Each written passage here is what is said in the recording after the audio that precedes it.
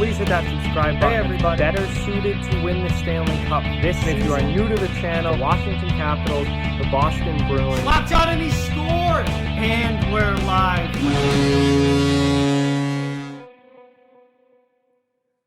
Hey everybody, so it's time again for another lineup projection video, and as you can probably tell by the jersey, today we are going to be talking about the Colorado Avalanche. So basically what I do is I look at the Avalanche roster and try to piece together what their lines could look like as we head into the return of hockey, and just, you know, try and piece some form of lineup together.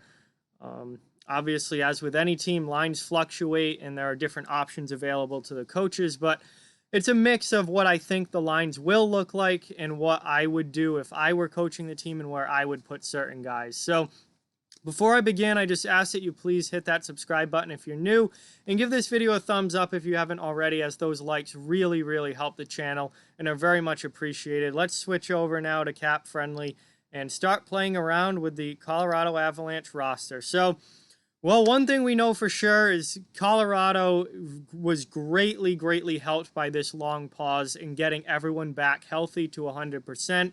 Rantanen's back, Calvert's back. They're going to have a healthy lineup here, presumably heading into the round robin and into the playoffs. So top line, well, there's no question about that. The top line is Nathan MacKinnon in the middle with Gabe Landeskog on his left side and Mikko Rantanen on his right side. That absolutely will not change. Second line, Nazem Kadri. Second line center with Jonas Donskoy on the right side, and I have Andrei Burakovsky on the left side. Burakovsky had a pretty darn good year this year. Kadri, when he's healthy, is certainly their second line center, and Donskoy had a pretty good year offensively this year as well. Third line, this is where we start to get some questions. I have Tyson Jost as the third line center right now. They do have a couple of options and some other guys they could put there, but I think Jost plays the third line center with Nichushkin and Compher on his wings. Again, there's options there, and we can talk about that in a second. And then I have Pierre-Edouard Bellemare as the fourth line, center with Vlad Nemesnikov and Matt Calvert on his wings. Then we have the other options. Matt Nieto could easily slot into this lineup somewhere, either in for Nemesnikov or in for Jost, and then move maybe Compher to the middle, or move Colin Wilson into the lineup possibly. You know, they got options there, but Nieto could end up in the lineup. Wilson could certainly end up in the lineup. Kamenev, if they wanted, could end up in the lineup. And then they've got some other extra guys, AJ Greer. Shane Bowers, a young guy, could get a call up. Martin Kaut, another young guy that will probably get called up with expanded rosters. Sheldon Dries is a guy that we've seen at the NHL level. So they got pretty good depth here as well. I mean, if you don't want Tyson Jost in there, then Colin Wilson could play that third line center spot. You know, there are guys that you could move around, certainly, and there's options here with this lineup. But we certainly know pretty much what the top six is going to be. They've got options in the bottom six, but this is what I would go with. This is what I would go with if I were the head coach of the Colorado Avalanche. Moving on to defense and goaltending. Goaltending, we've got Philip Grubauer, Pavel Francouz. Both of them played a pretty similar amount of games this season. And Michael Hutchinson obviously was brought in when they were having injury problems before the trade deadline. So Hutchinson will be the third goalie.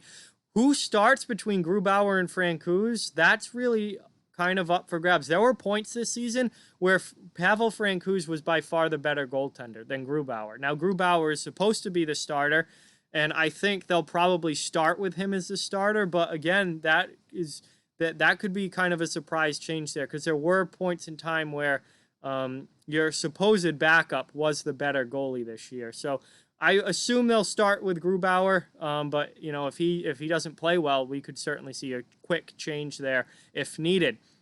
And then on defense, I think you go with Makar and Graves as your top pair. Graves had an outstanding season this year. Makar, certainly, we know Cale Makar is Cale Makar. I mean, I have his jersey.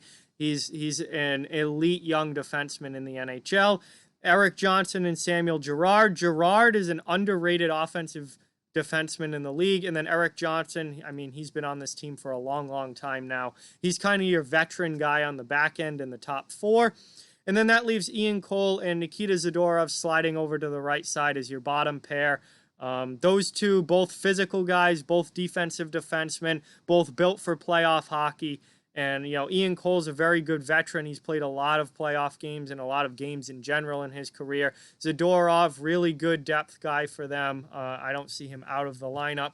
Then that leaves Mark Barberio, Kevin Connaughton as kind of your NHL extras. These are guys that were in the NHL level this year as extra D-men. And then some call-ups that you might see. Bowen Byram, if they want to call up a young guy. You could see Byram get the call up with the expanded roster. Anton Lindholm will likely get called up with the expanded roster. And Mark Alt, kind of an AHL veteran type guy. He's a guy that you might see as an extra right shot D-man get the call up when the rosters do expand. So just some depth guys there that could potentially, if there were injury issues, could get into the lineup. But overall, this Colorado team, I mean, they're second in the conference in the West. They're very, very good, and we know that. There's questions about their goaltending. Again, I think there's still, you know, questions about Grubauer. Is he a legitimate number one guy that can lead a team on a deep playoff run? And then there were times where Francouz was the better goalie at points this season. Their D-core, overall pretty young. But obviously dynamic. Makar is a superstar. Graves had an incredibly good season. Girard's underrated. Johnson and Cole are kind of your veteran guys. Zadorov's been around a while now, but still a fairly young guy. And then up front, I mean, obviously everything on this team runs through this top line. I mean, this top line is one of the best lines in all of hockey when they're healthy.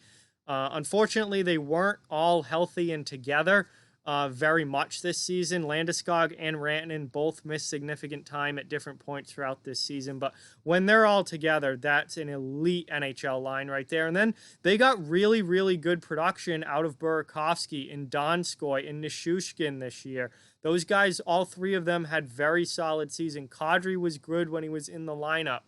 And then I love their fourth line. I mean, Belmar, Calvert's one of my favorite depth players in the entire NHL. Belmar's really, really good as a fourth line guy. I think you could have Nemesnikov in there. You could have Nieto in there. You could have Colin Wilson in there. They've got options there. I have Nemesnikov there for now, but it could change. This is certainly a team with some options to go through without a doubt, but a very good, a very deep team. They finished second in their conference for a reason. This is a very, very talented team, and they've got a great lineup up front, a great lineup on the back end, and a very deep lineup at both areas as well. So Colorado, man, they're a team to watch without a doubt heading into these playoffs. They could make a serious run. I know that they're kind of a popular pick to at least be a conference finalist, if not all the way to the Cup finals or even winning the Cup. They're a team that a lot of people are high on, and rightfully so. And we've seen them get better and better over the last few years, going from that abysmal 2017 season all the way to making the playoffs and losing in the first round. Then last year, they made the playoffs and made it to the second round after ousting Calgary. Now, after that playoff experience, it might be time for them to make a serious deep run and go, possibly to the finals. So very, very, very good team here. Exciting team to watch. I can't wait to watch their games and hopefully get to live stream some of their games during the playoffs. They're a dynamic team with a ton of talent and a very young team as well in a lot of ways with a lot of young talent. So the Avalanche are here to stay without a doubt, and they're going to be a team to reckon with for the foreseeable future in the NHL, and they're already a team to reckon with right now. Obviously, if they finish second in the entire conference, that's really, really good. So there's Colorado, guys. Like, comment, share, subscribe, follow on social media. All those links are down in the description below. If you'd like to further support the channel, donation link, Patreon, and merchandise store down in the description as well. Keep spreading the word about this channel. Let's keep this thing growing. Thank you very much for watching. Hope you enjoyed the video, and I'll talk to you guys soon.